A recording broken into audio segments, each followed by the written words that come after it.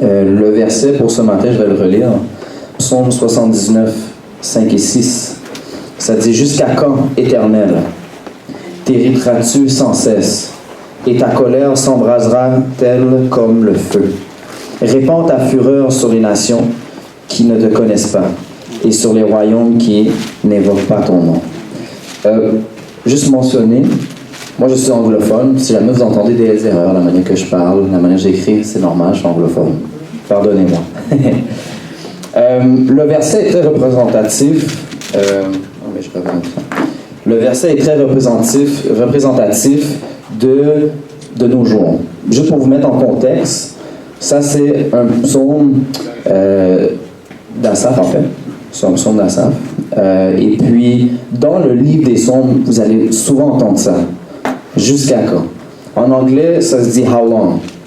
Ça se traduit un peu mieux. « How long ». C'est comme dire pendant combien de temps? Durant combien de temps? Jusqu'à quand? C'est quand est-ce que ça va arriver? Et puis, quand on regarde dans la Bible, on sait que le peuple d'Israël attendait un Messie. Alors eux, dans les psaumes, parce que le psaume, c'est un livre qui ont collecté plusieurs psaumes, un de Moïse, plusieurs de David, beaucoup de David en fait la plupart, un de Salomon, ils ont mis ça ensemble dans un livre. Mais le livre a un point. Okay? Et puis le point dedans tout ça, c'est que souvent on va avoir ce thème-là, dans combien de temps? Dans combien de temps? On va avoir ça dans les psaumes, on va avoir ça en fait dans toute la Bible, on va le voir. Puis c'est un grand thème, dans combien de temps? Et puis c'est un peu comme nous. En tant qu'adventiste, quand on va dans les grandes conférences, un prêcheur va dire « Jésus revient bientôt » et tout le monde dit « Amen ». J'ai même entendu un prêcheur dire une blague que si tu disais pas « Amen », tu perdais ta carte adventiste. C'était pas adventiste.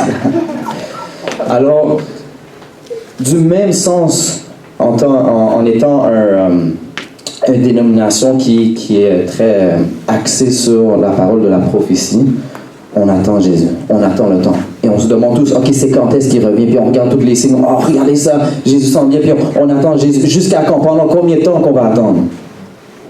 Nous sommes dans le même état. Avant de commencer, couvrons la tête pour une courte prière. Merci Seigneur de nous avoir donné la grâce pour nous rendre ici. Tu vois la température, mais pour tout le monde qui est ici, on a réussi à se rendre sain et sauf. Il y a des personnes qui ont sûrement voulu venir et qui ne pouvaient pas. Seigneur, sois avec eux. Encourage-les pour nous, Seigneur. Sois avec toutes les personnes qui n'ont pas de refuge, Seigneur. Fais en sorte qu'au moins, pendant ce temps, qu'ils puissent trouver un refuge temporaire pour garder la vie. Nous te remercions pour cette semaine. Nous te remercions pour ce sabbat. Fais en sorte que ce soit pas un message d'une personne, d'un prédicateur, mais un message qui vient de toi, Seigneur. Que nous ouvrons nos cœurs pour accepter ton Saint-Esprit, pour accepter ta parole, puis que nous écoutons le message que tu as pour chacun de nous. Nous te demandons de pardonner nos péchés et d'ouvrir nos cœurs. Nous te demandons au nom de ton Fils Jésus. Amen. Parfait. Alors, je vais commencer avec une citation de Ellen White. C'était en anglais, j'ai dû le traduire.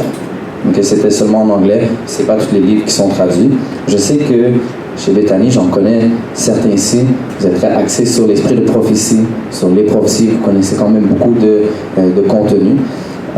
Ça, c'est Ellen White dans un livre dévotionnel. Encore une fois, j'essaie de le traduire le mieux que je peux. La breveté de temps est fréquemment poussée comme une motivation pour chercher la vertu et de faire de Christ notre ami. Cela ne devrait pas être notre grand motivant. Parce que cela savoure d'égoïsme. Est-il nécessaire que les terreurs du jour de l'Éternel soient tenues devant nous pour que nous soyons encouragés à faire les bonnes actions par peur? Ça ne devrait pas être comme ça. Jésus est attirant. Il est plein d'amour, miséricorde et de compassion. Il propose d'être notre ami. Et la phrase continue. Dans le temps aussi de Ellen White, il y a un certain moment où elle dit que les adventistes, les premiers adventistes, ils allaient dans les villages, là, ils pressaient sur le sabbat, sur ci, sur ça, sur les connaissances, mais ils allaient trop loin. C'est que le danger dans ça, c'est qu'on n'apporte pas les personnes vers Jésus, on les apporte juste vers la connaissance comme ça. Alors c'est pour ça que ça savoure d'égoïsme, parce que quand quelqu'un accepte par rapport que le temps s'en vient, j'essaie de sauver ma vie, mais est-ce que j'essaie vraiment de connaître Dieu? Vous voyez la différence? C'est que c'est égoïste, j'essaie de me sauver moi-même, mais est-ce que j'essaie vraiment de bâtir une relation avec Dieu, avec l'Église? Alors c'est super important qu'on s'entend, elle ne dit pas que oubliez la prophétie, oubliez toutes les connaissances, c'est pas ça qu'elle dit. Ce qu'elle dit, c'est que c'est pas ça le grand motivant. Jésus en tant que tel. Et puis de là, on peut parler des prophéties, on peut parler du message de santé également, mais le noyau de tout ça, c'est Jésus. Okay? Et puis, par rapport aux prophéties, après ce matin, ça serait vraiment de le voir d'un angle juste un peu différent. La manière que les prophéties sont apportées dans la Bible. Et puis, juste que vous vous rappelez de l'introduction, qu'on parle de pendant combien de temps. Parce que vous allez voir, je vais continuer, mais à la fin, on va comprendre par rapport à la question combien de temps. Qu'est-ce qu'on doit faire? On va commencer aussi dans Josué 24, versets 14 et 15. Pour ceux qui ont leur Bible, tournez à leur Bible. Josué, ça vient après Deutéronome. Josué 24, versets 14 et 15. Pour vous mettre un peu en contexte, ce qui arrive, c'est que ça, c'est après toute la péripétie de Dieu a sauvé Israël de l'Égypte, il les a fait sortir. Ils sont allés juste à Canaan, la terre promise. Et puis, après ça, ils ont désobéi à Dieu. Et puis, ils sont marchés dans le désert, in the wilderness, dans le désert, je pense que c'est ça en français, ouais. Dans le désert pendant 40 ans. Maintenant, ils sont en train de revenir. Ils sont en train de revenir, c'est la nouvelle génération. C'est la génération que Dieu a dit, bon, mais vous avez été infidèles, ça va être vos enfants qui vont aller. Ça va être la prochaine génération. Ça, c'est 40 ans après. Ça, c'est des personnes qui ne sont pas allées en Égypte. Et puis, Moïse même, il ne rentre pas. C'est seulement Josué et Caleb. Alors, avec Josué, ils vont rentrer dans la terre promise. Et puis, dans les versets, on va lire 14 et 15, ça dit « Maintenant, craignez l'Éternel et servez-le avec intégrité et fidélité. Faites disparaître les dieux qu'ont servi vos pères de l'autre côté du fleuve et en Égypte, et servez l'Éternel. Et si vous ne trouvez pas bon de servir l'Éternel, choisissez aujourd'hui qui vous voulez servir, ou les dieux que servent vos pères au-delà du fleuve, ou les dieux des Amoréens dans le pays desquels vous habitez. Moi et ma maison, nous servirons l'Éternel. » Alors vous voyez, il donne un choix au peuple d'Israël. Il dit soit vous servez les autres dieux, ou soit vous servez ces dieux-là, ou soit vous servez Jéhovah, Yahweh, l'Éternel, le Dieu que nous on connaît. Et puis, ce qui est important, c'est le verset 14 commence « Maintenant, craignez l'Éternel. » Et puis le verset 15 continue, ça dit « Choisissez aujourd'hui. » Est-ce que Josué vient avant ou après Jésus? Avant. Bien avant, même. Alors ça, c'est avant la première venue de Jésus. Et après 2000 ans, nous sommes ici, puis le deuxième retour n'est même pas arrivé. Alors on voit encore le thème de maintenant, aujourd'hui. La brèveté de temps. Mais le point dans ça, c'était pas que vous allez mourir. C'est tout basé sur le caractère. On va continuer, versets 23 et 25. Ça dit « Ôtez donc les dieux étrangers qui sont au milieu de vous, et tournez votre cœur vers l'Éternel, le Dieu d'Israël. » Et le peuple dit à Josué, « Nous servirons l'Éternel, notre Dieu, et nous obéirons à sa voix. » Josué fit en ce jour une alliance avec le peuple, et lui donna des lois et des ordonnances à Shittim. Alors, encore une fois, aujourd'hui, choisissons. Et ils ont fait une décision ce jour-là. Et puis, le point dans la brèveté de temps, c'est pas que Jésus s'en vient bientôt sauver votre vie, parce qu'on est bien avant Jésus. C'était tout par rapport au caractère, le développement du caractère, le développement de la personne, de la spiritualité. Parce que la manière que ça fonctionne, c'est qu'on ne sait pas si, premièrement, on ne sait pas si demain on va mourir. Mais deuxièmement, on ne sait pas si demain on va faire la même décision qu'on ferait aujourd'hui. Parce que avant, j'enseignais le karaté, puis on enseignait la croissance personnelle. Après ça, je suis devenu conférencier en croissance personnelle, la psychologie, toutes ces choses-là. Et puis, une des choses que tu apprends, c'est qu'une décision amène toujours vers une autre décision, puis amène vers une autre décision, qui amène à une autre décision. Alors, pendant que nous grandissions dans la vie, pendant que nous vieillissons, nous sommes tous en train de prendre certaines décisions qui nous amènent soit d'un côté, soit de l'autre. Soit une direction, l'autre direction. C'est impossible de juste rester là et sans changer. Parce que juste ça, c'est prendre une décision, puis tu es en train de prendre une décision de reculer. Parce que la vie avance. Alors le point, c'est que chaque décision que vous allez prendre, chaque décision que tout le monde prend, va t'amener vers quelque chose. Et on ne sait jamais si demain, on va vraiment prendre la décision de revenir à Dieu ou si on va rester où est-ce qu'on est. Vous me suivez? Amen. Alors, c'est tout basé sur le développement du caractère. Et puis, on va même voir ça dans 1 Roi 18, versets 20 à 21.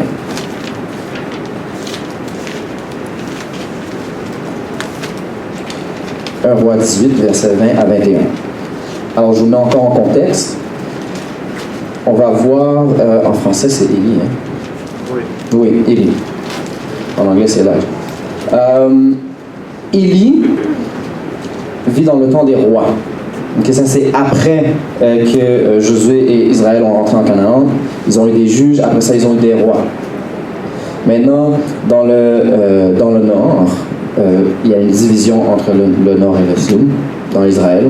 Le point, c'est qu'il y avait tous, à part quelques-uns, même dans le nord et dans le sud, qui étaient des mauvais rois. Et puis, il y avait un des rois, c'était Abdias en français. Akab. Okay. Je suis habitué en anglais, comme vous pouvez voir. Akab. Le roi Akab était le roi qui était marié à... Est-ce que quelqu'un sait? Jézabel. Alors, on connaît tous un peu l'histoire derrière ça. C'est que Jézabel, c'était, on s'entend, une non-israélite, et puis elle apportait le roi Akab à pécher, à louer d'autres dieux. Et puis, ça influençait le peuple également à louer d'autres dieux. Et puis, dedans ça, le prophète Élie, c'est un prophète, il prophétise contre eux, il n'allait pas avoir de pluie, après ça, la pluie revient, et puis il disparaît, ils sont en train de les chercher. C'est une grande histoire. Et puis, on vient à un moment où est-ce que Élie réapparaît. Et puis, Jézabel veut sa mort. Et puis, il les met au défi, il dit d'apporter 1000 prophètes de Baal et 1000 prophètes de ci, et puis ils allaient faire un test, voir qui était le vrai Dieu. Est-ce que c'est Baal ou l'Éternel? Et puis, par rapport au test, ce qui arrive, c'est que le roi, ils font, je ne sais pas s'ils mettent quelque chose, mais c'est un signe où est-ce que le feu doit descendre pour brûler quelque chose. Un autel avec des sacrifices. Un autel avec des sacrifices, voilà. Et puis, le point dans ça, c'est que les prophètes de Baal, ils prient. Est-ce que ça brûle? Non. Élie, seul, il prie. Est-ce que ça vient? Oui. Dieu répond. Dieu répond. Et à ce moment-là, je vais lire versets 20 et 21.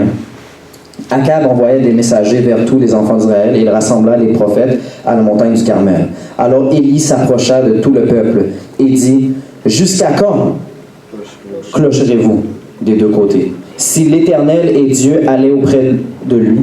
Si c'est Baal, allez auprès de lui. » Le peuple ne lui répondit rien. Alors on voit encore, jusqu'à quand? Et puis Élie leur donne un choix, soit que vous choisissez ce Dieu-là, Baal, ou soit vous choisissez l'Éternel, un des deux. Remarquez aussi que c'est toujours un choix. C'est pas, vous pouvez choisir de rien faire. Soit que vous faites un, soit que vous faites l'autre. Comme Jésus dit, si vous n'êtes pas avec moi, vous êtes contre. Ce soit un ou l'autre. Les décisions apportent toujours vers Dieu ou vers les autres. La breveté de temps n'est pas basée sur le retour de Jésus, mais sur le développement spirituel. On voit ça encore et encore et encore dans la Bible. C'est que les prophètes disent au peuple de changer tout de suite. Et de même, les prophéties de nos jours, c'est pas pour se sauver la vie, c'est pour servir Dieu. Amen. La première chose que ça apporte, la breveté de temps, les décisions qu'on doit faire, c'est la relation avec Dieu. Et puis juste passer un petit moment très vite. Dans Jérémie 29, verset 13, je vais paraphraser, je vous encourage de le lire. Le point, c'est que ça dit « Si vous me cherchez d'un cœur sincère, vous me trouverez. Si vous me cherchez d'un cœur sincère, vous me trouverez. » Premièrement, c'est que la plupart du temps, surtout les jeunes de nos jours, ce qui arrive, c'est qu'on a tendance à, surtout les adventistes de génération qu'on appelle, qui viennent des familles adventistes, on vient, c'est une habitude. On est adventiste d'habitude. C'est un des dangers de venir d'une famille adventiste, c'est qu'on est un adventiste d'habitude. On vient par habitude. Ça ne veut pas dire que vous n'avez pas de relation, mais c'est un danger, c'est un nouveau des conflits qui est quand vous êtes né d'une famille adventiste. Ou même après, si ça fait 40 ans que vous venez à l'église, ça peut être le même danger, que vous venez par habitude et non par choix à chaque fois. Et puis, ce qui arrive avec tout ça, c'est que des fois, on va entendre un prédicateur, on va faire des conférences, et puis quelqu'un pourrait dire quelque chose que non, je ne suis pas d'accord. C'est un peu trop chrétien, c'est comme aller trop loin. Le danger dans ça, c'est que si Dieu envoie quelqu'un à te parler dans ta vie personnelle, en tant que prédicateur, en tant que, peu importe, dans la Bible, la question à se poser, c'est est-ce que tu es vraiment prêt à accepter si tu as tort? Parce que c'est facile d'accepter Dieu quand il est d'accord avec ce que tu penses. Mais c'est une autre chose de découvrir. J'ai tort. Ça, c'est une question à se poser. Est-ce que vous cherchez Dieu sincèrement? Est-ce que vous voulez vraiment connaître la vérité? Ou est-ce que vous voulez juste être là? Être, comment on pourrait dire, être Laodicée. Bon mot, un mot de ce matin. On va lire Jacques 2, versets 17 à 20.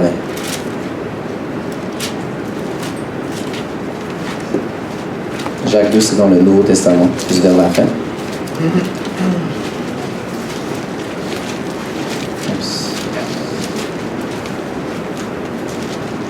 Jacques.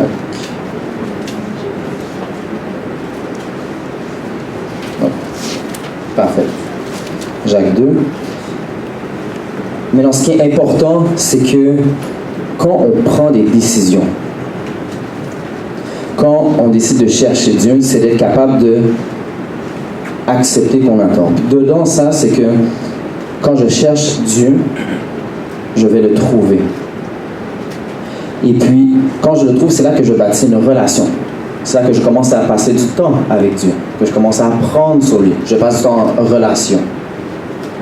Et après ça, la Bible nous demande d'avoir la foi. Et puis dans notre société, on a comme associé la foi à, c'est comme une émotion. Ou juste quelque chose qui arrive. Mais regardez bien ce que Jacques dit. Jacques 2, verset 17 à 20. 17 à 20, ça dit « Il en est ainsi de la foi.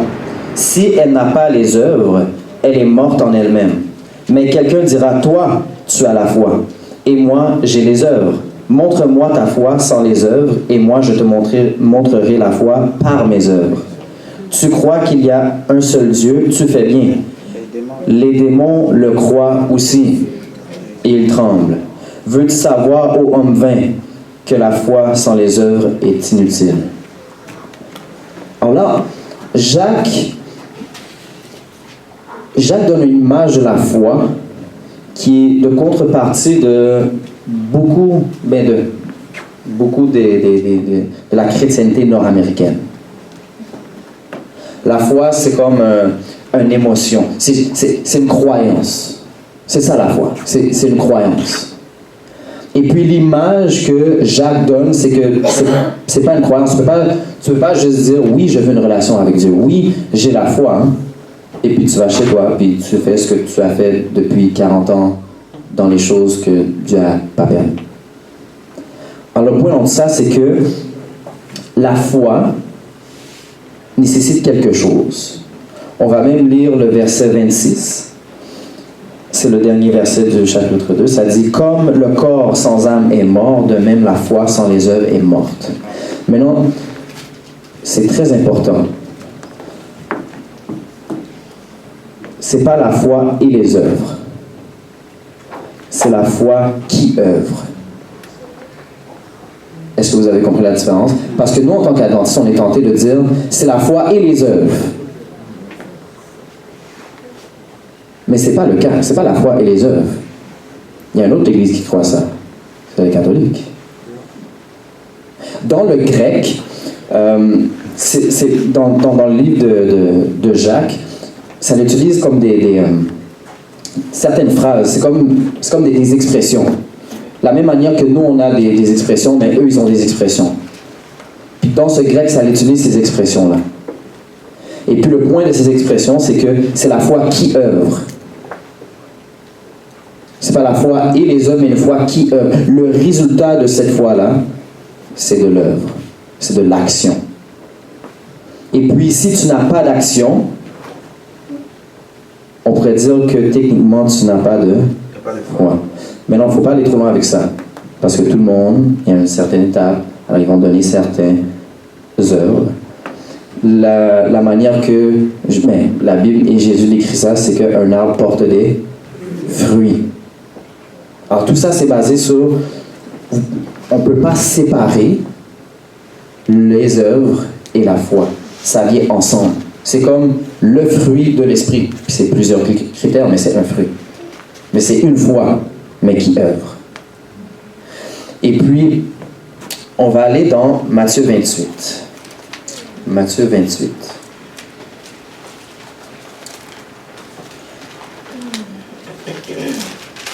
Matthieu se trouve dans quel testament? Nouveau Testament. Alors, Matthieu 28, on va aller au dernier verset. Parce que maintenant, on a parlé de foi. La foi, ça œuvre. Mais moi, ok, tu me dis, ok, la foi qui œuvre, mais qu'est-ce que je dois faire? Qu'est-ce que je dois faire? Écoutez bien. Ça, c'est à la résurrection de Jésus. Il est avec les 11 apôtres. On va lire versets 16 à 20. Les 11 disciples allèrent en Galilée, sur la montagne que Jésus leur avait désignée. Quand ils le vinrent, ils se prosternèrent devant lui. Mais quelques-uns eurent des doutes. Rappelez-vous de ça. Jésus s'étant approché, leur parlant ainsi. « Tout pouvoir m'a été donné dans le ciel et sur la terre. Allez, faites de toutes les nations des disciples, les baptisant au nom du Père, du Fils et du Saint-Esprit, et enseignant à leur observer tout ce que je vous ai prescrit.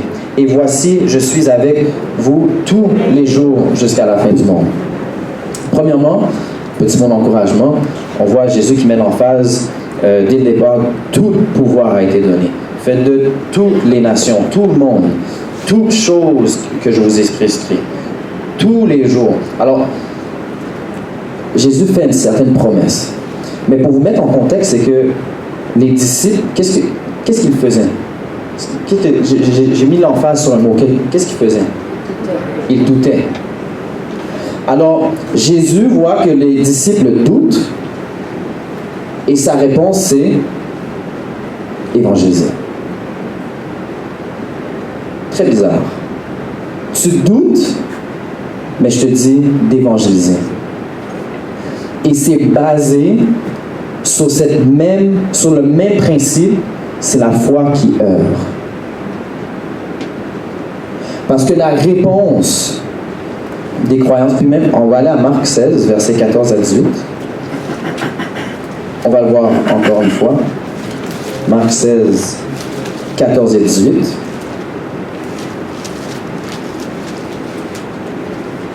Je lis pour vous. On va mettre un peu plus d'emphase. Enfin, il apparut aux 11 pendant qu'ils étaient à la table, et il leur reprocha leur incrédulité et la dureté de leur cœur, parce qu'ils n'avaient pas cru ceux qu'il avait vus ressusciter. Doute. On continue. Puis il leur dit, allez par tout le monde et prêchez la bonne nouvelle à toute la création. Celui qui croira et qui sera baptisé sera sauvé, mais celui qui ne croira pas sera condamné. Voici les miracles qui accompagneront ceux qui auront cru. En mon nom, ils chasseront les démons, ils parleront de nouvelles langues, ils saisiront des serpents. S'ils boivent quelques breuvages mortels, il ne leur fera point de mal. Ils imposeront les mains aux malades, et les malades seront guéris.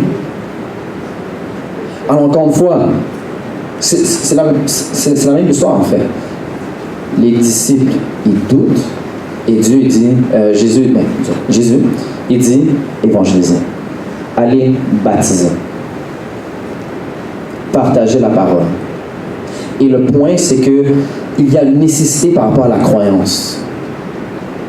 Cette nécessité-là, c'est qu'une croyance, c'est pas une chose éphémère. C'est pas une croyance, c'est comme un arbre, ça a des fruits.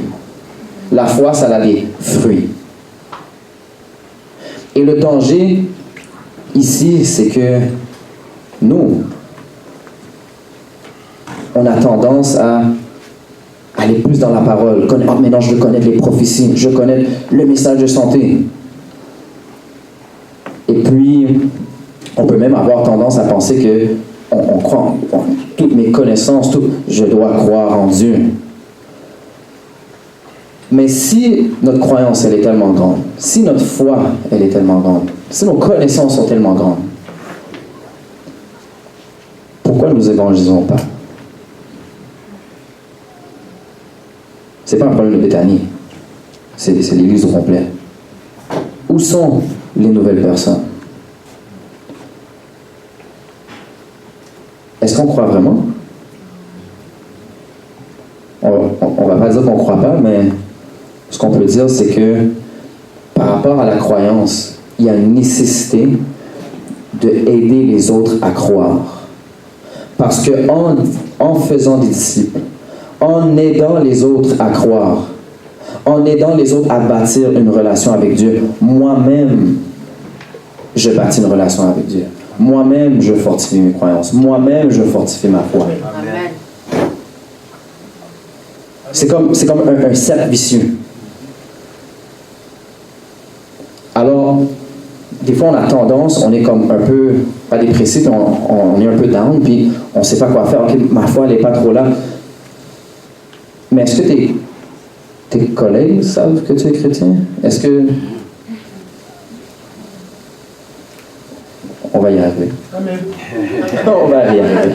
La croyance est reliée à l'acte de partager pour que les autres croient. Quand Dieu a créé l'humanité, quand Dieu a créé Genèse, dans Genèse 1, 26 à 28, il n'a pas juste créé comme Adam, puis j'ai formé Adam, puis là j'ai formé Ève. C'est pas ça que la Bible représente. La création représente Dieu a fait toutes choses, surtout la famille humaine, à travers de relations. Dieu a bâti un univers où est-ce que tout est relié. Où est-ce que l'humanité en tant que telle est reliée.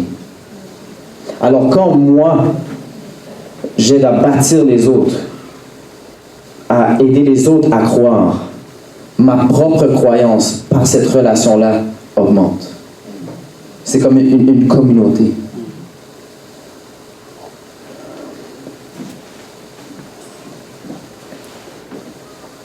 La réponse de Jésus pour le manque de foi, c'est d'évangéliser.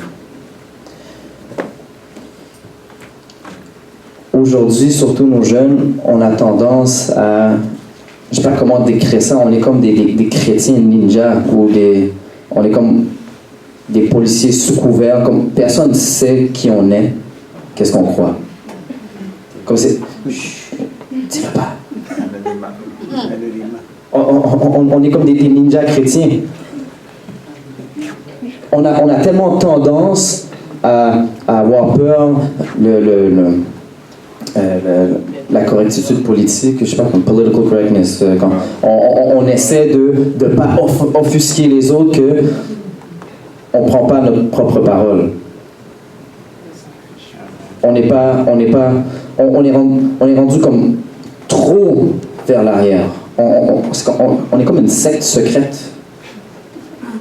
Il y a des personnes qui pensent que les Adventistes, c'est une secte. Vous qui connaissez toutes les prophéties, vous qui connaissez tout le message de santé, est-ce que vous apportez des personnes à Jésus en même temps? Ou est-ce que vos connaissances, c'est juste pour vous sauver vous-même? Où sont les autres? Est-ce que vos collègues savent que vous êtes adventistes? Pas seulement chrétiens, adventistes. Est-ce que les personnes dans vos cours le savent? Est-ce que vos voisins le savent? Puis surtout, les jeunes de nos jours, on entend ça, c'est « Oh, mais tout ce que tu arrêtes, c'est gentil. » OK, mais même les païens sont gentils. On a vu ça dans Matthieu 5, là. Même les païens se disent bonjour à l'un et l'autre. Même les païens sont gentils. C'est facile d'être gentil. On connaît tous des personnes gentilles. On connaît tous même des personnes qui sont gentilles, mais qui sont toxiques à nos vies, puis qu'on doit passer moins de temps avec. En plus, la gentillesse, c'est quelque chose qui est très facile. Il y a une manière d'être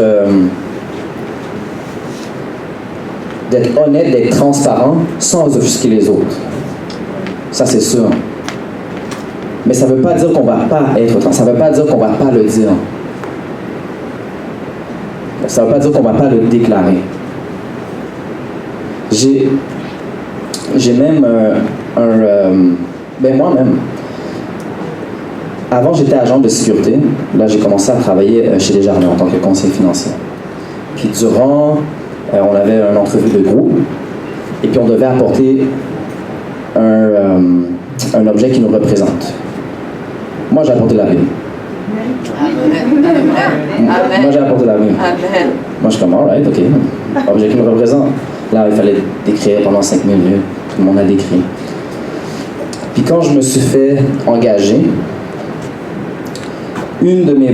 j'ai comme 3 boss. Une de mes boss, elle m'avait dit, j'avais adoré le fait que tu avais apporté la Bible, c'est pour ça que je suis engagé. Amen. Parce qu'elle avait comme étudié comme art et religiosité, puis elle avait aimé ça, puis elle est comme, oh, je le voulais absolument, puis là, elle m'a engagé.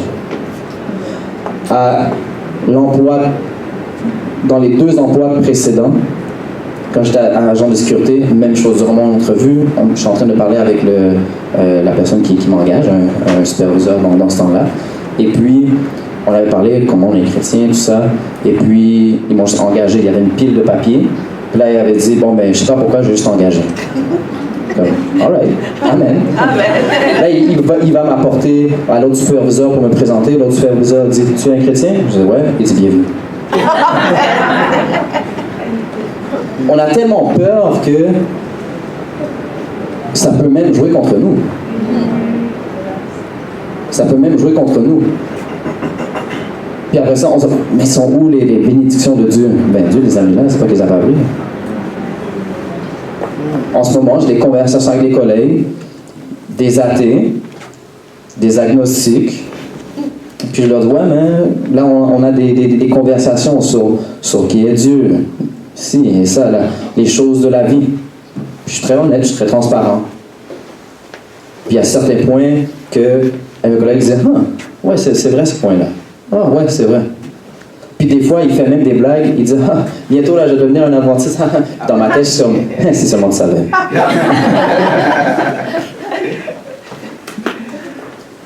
Le point dans tout ça, c'est que Dieu nous a pas créé, Dieu n'a pas bâti l'Église pour qu'elle soit secrète.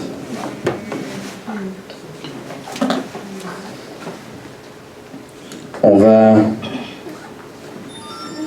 continuer.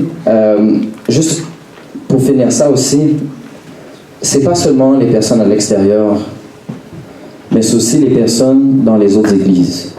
L'église de Dieu, c'est pas comme la baptiste, là, c'est pas... C'est la communauté, c'est le peuple. C'est comme ça que la Bible décrit le peuple de Dieu. Et puis surtout, en tant que jeune, est-ce que vous savez c'est quoi les problèmes des jeunes des autres églises? En général, non. Est-ce que vous savez si la spiritualité des jeunes à Béthanie sont supérieures aux autres? Ou est-ce que c'est l'inverse? Et s'il y a d'autres églises qui ont besoin de ces connaissances-là, de ce partage-là? Alors, ce n'est pas seulement d'évangéliser les personnes à l'extérieur, mais les autres églises. Est-ce que vous êtes connectés avec la communauté? Est-ce que vous êtes connectés avec la grande église de Dieu? Moi, je suis facile à reconnaître. Je vais à une église haïtienne, je suis blanc. En général, tout le monde me reconnaît. En général. Mais est-ce que vous connaissez les autres aussi? Est-ce que vous connaissez les autres aussi? Dernière chose, Nombre 14. Avant-dernier verset. Nombre 14. C'est rare qu'on lit de Nombre, mais on va lire. Nombre 14. Je vais remettre en contexte. Le peuple d'Israël a été dans l'Égypte pendant combien de temps quand Joseph est rentré avec sa famille? 400 années. Ils ont été des esclaves. Après ça, Dieu a fait remonter Moïse. D'ailleurs, prenez pas ma parole, allez lire vous-même l'histoire. Amen? Amen. OK. Dieu fait lever Moïse, apporter le peuple d'Israël, aller à Canaan. Et puis ce qui arrive, c'est que quand ils arrivent aux bordures de Canaan, ils envoient 12 espions. Ils envoient 12 espions. Allez voir. Allez voir, ça a l'air de quoi, puis venez, faites un rapport. Là, les espions y vont. Ils reviennent. Il y a 2 espions Caleb et Josué qui ont donné « Ah, c'est une belle place, il faut y aller. » Les autres ont fait « Non, non, non, c'est horrible. Ils sont méchants. Ils vont nous conquérir. » Alors le peuple d'Israël a décidé, non, non. Ils ont rebellé contre Moïse et Dieu. Ils ont rebellé contre Moïse et Dieu. Ils ont dit non. Puis c'est pour ça aussi que le 40 ans est venu après. C'est à cause de ça. Regardez comment Dieu réagit. Nombre 14, verset 11. Et l'Éternel dit à Moïse, c'est quoi les 3 mots? Jusqu'à quand? Jusqu'à quand? Jusqu'à quand ce peuple me méprisera-t-il? Jusqu'à quand ne croira-t-il pas en moi, malgré tous les prodiges que j'ai faits au milieu de lui? Souvent, on peut chialer des circonstances. On peut chialer d'un manque de bénédiction. On ne voit pas de résultat. Mais c'est nous qui choisissons de ne pas entrer. C'est nous qui choisissons d'être les chrétiens secrets. C'est nous qui choisissons de rien faire. C'est notre choix. Ça a toujours été notre décision. Amen. Soit que tu sers, soit que tu ne sers pas.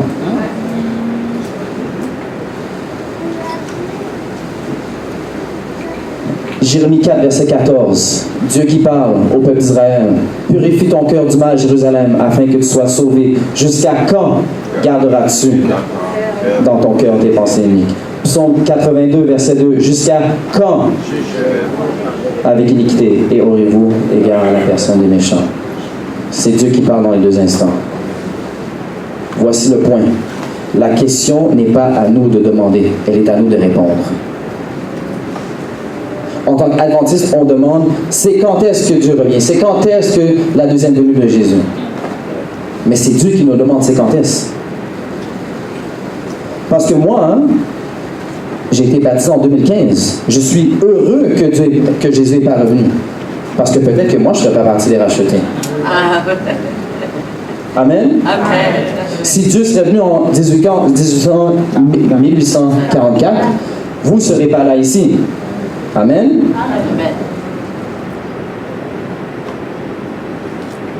Dieu nous attend, nous, à porter des gens à lui. Dieu attend que nous, on partage la parole. C'est pas à nous de demander, c'est quand est-ce que Dieu, ça va arriver. C'est à Dieu à nous demander, c'est quand est-ce que vous allez m'apporter des personnes? Quand est-ce que vous allez m'enlever? Quand est-ce que vous allez avoir de la vraie foi, de la vraie croyance? Est-ce que vous croyez vraiment en l'Éternel? Mais choisissez en l'Éternel. Choisissez en l'Éternel. Dieu nous attend. Je vais finir ça. La question n'est pas à nous de poser, mais à nous de répondre pendant combien de temps qu'on va être Laodicien. On va finir. Dernière chose, Matthieu 25. Matthieu 25. Versets 1 à 6. Parabole des 10 vierges.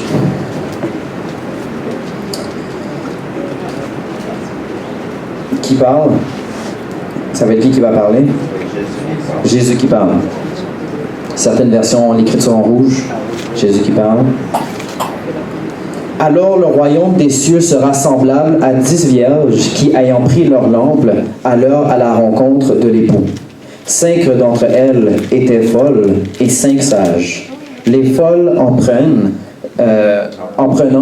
leur lampe, ne prirent point d'huile avec elles, mais les sages prirent avec leur lampe de l'huile dans des vases. Comme l'époux tardait, tous s'assoupirent et s'endormirent. Au milieu de la nuit, on cria « Voici l'époux, allez à sa rencontre ». Beaucoup de choses. Premièrement, en général, des femmes, des vierges, ça représente quoi? Des églises, oui, des églises. Ce que j'aime de l'exemple, c'est qu'il y a 10 églises, il y en a 5 folles, 5 sages. Parce qu'on a tendance à penser, c'est nous l'église, ou c'est moi la personne. Mais n'oublie pas que Dieu essaie d'évangéliser les autres et Dieu travaille dans d'autres milieux aussi. Il y en a certains qui ont tort, on s'entend. Mais ça ne veut pas dire que Dieu ne travaille pas avec eux, que Dieu ne les cherche pas. Alors, 10 vierges. Et puis, au verset 5, comme l'époux tardait. Pour tarder, c'est quoi un autre mot, une expression que nous on dit quand quelqu'un tarde? En retard. Ouais, quelqu'un qui est en retard. Pour être en retard, si moi, je serais là, ok, si j'aurais été là ce matin, à 7h du matin, je leur dis, ouais, désolé Nathanaël, là, désolé de mon retard. T'en fais comme, qu'est-ce que tu dis? Pour être en retard, il doit avoir un moment fixe d'une venue, et tu dois la dépasser. Ça, là, c'est une parabole de la temps des fins, la fin des temps. Nous sommes dans le moment où est-ce que Jésus tarde. C'est maintenant que Jésus tarde. Et nous, qu'est-ce qu'on dit? Jusqu'à quand? Mais la question est à nous de répondre. Jusqu'à quand? Ce matin, Dieu vous dit, voici l'époux, allez à sa rencontre. C'est le temps de se réveiller. Dieu reviendra quand nous allons nous réveiller. Et pour une foi complète, une croyance complète, c'est pas seulement notre relation avec Dieu qu'il faut travailler. Mais il faut apporter d'autres personnes, il faut partager ses connaissances puis apporter d'autres personnes à Dieu. Amen. Le noyau n'est pas les connaissances des prophéties. Le noyau n'est pas la connaissance du message de santé. Le noyau, c'est pas de se sauver nous-mêmes. Le noyau, c'est Jésus. Amen. Que Dieu vous bénisse. Amen.